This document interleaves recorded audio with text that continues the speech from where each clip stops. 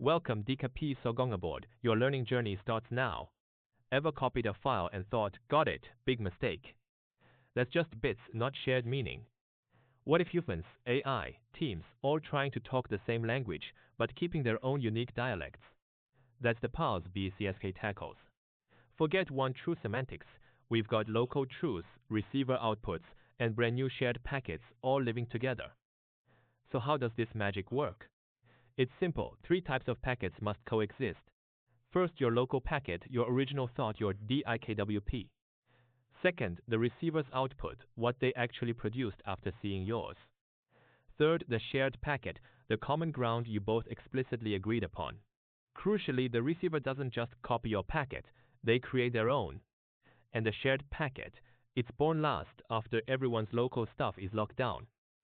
Think of it like a conversation where you state your point, I respond with mine, and then maybe we agree on a summary, but my original point and your response are still there, untouched.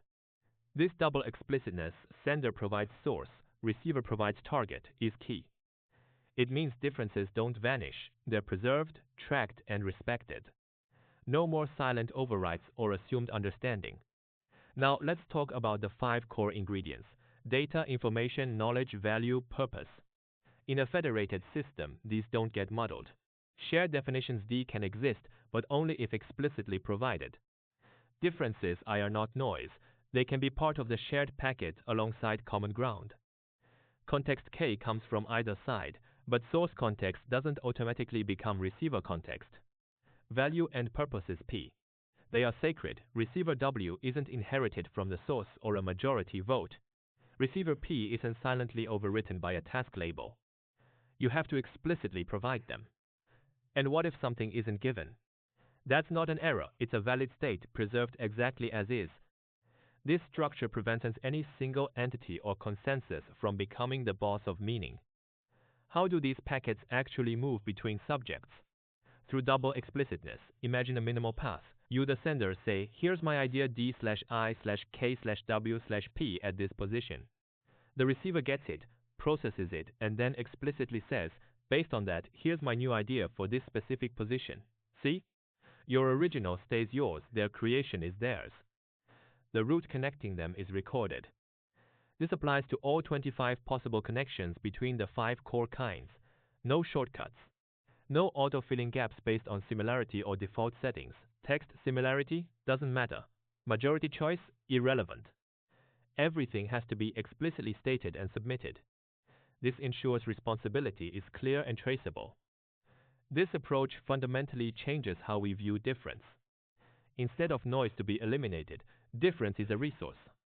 A shared packet can contain both agreed-upon data and persistent information differences. Think about long-running projects. An alias might stay the same, but the meaning evolves. CSK tracks this. Every revision keeps the previous digest, creating a clear lineage. So, when you look back months later, you know exactly what the current state is, what it was before, and who contributed what. It's like having a detailed family tree for your ideas, not just a snapshot. Content isn't frozen, it's continuously revised with its history intact. So, what's the big takeaway? DIKWP gives us a toolkit for multi-subject semantic code generation. It's deterministic, you can replay exactly what happened.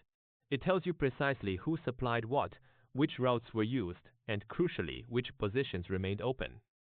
This isn't just theory, it's applicable for human model handoffs, orchestrating multiple models, building collaborative memory systems.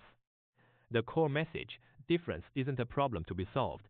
It's the very fuel for generating richer, more nuanced shared understanding. That's the power of keeping everyone's voice distinct while building bridges between them.